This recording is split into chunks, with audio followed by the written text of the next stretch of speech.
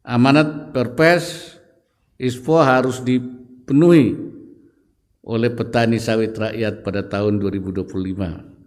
Namun faktanya memang sertifikasi ISPO untuk lahan kelapa sawit rakyat sejak tahun 2020 masih jauh dari realisasi. Kita juga ingin membangun kepercayaan dunia atas kualitas tata kelapa sawit Indonesia.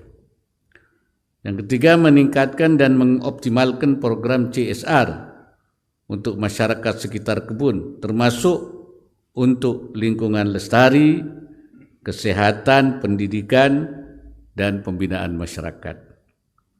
Yang keempatnya, meningkatkan kepeloporan anggota GAPKI dalam mengembangkan wilayah-wilayah terpencil dengan tetap menjaga kelestarian alam setempat.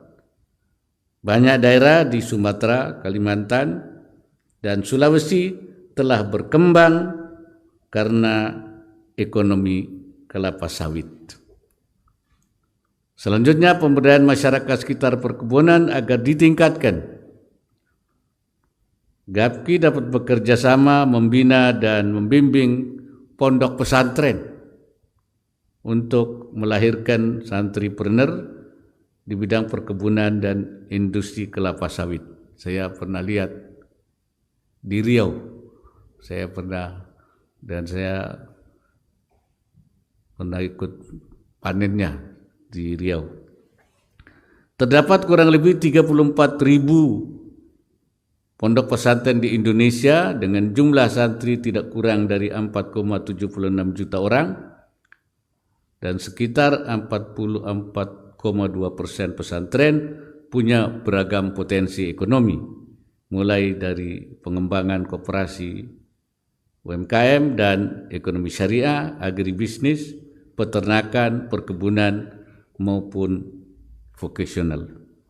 Saya juga berharap pola kemitraan antara petani kelapa sawit rakyat dan perusahaan akan dapat berkontribusi mengurangi jumlah penduduk miskin di pedesaan.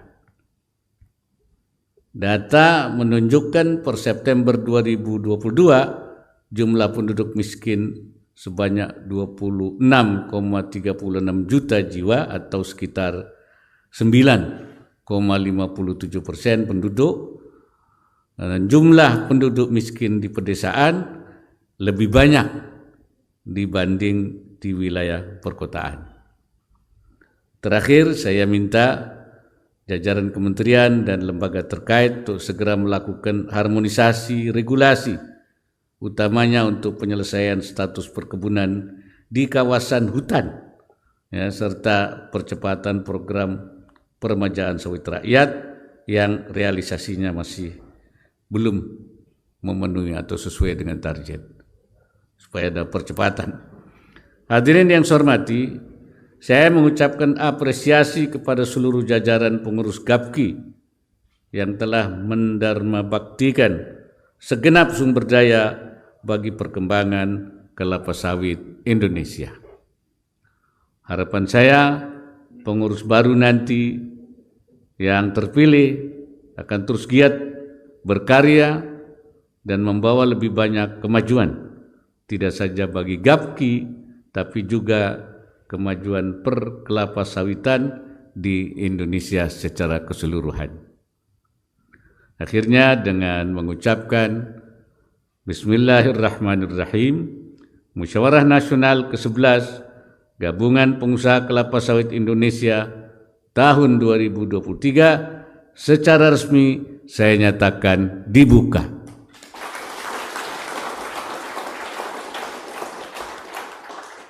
Semoga Allah Subhanahu wa Ta'ala, Tuhan yang Maha Esa, senantiasa memberikan inayahnya, pertolongannya, dan meridai semua upaya yang kita lakukan. Wassalamualaikum warahmatullahi wabarakatuh.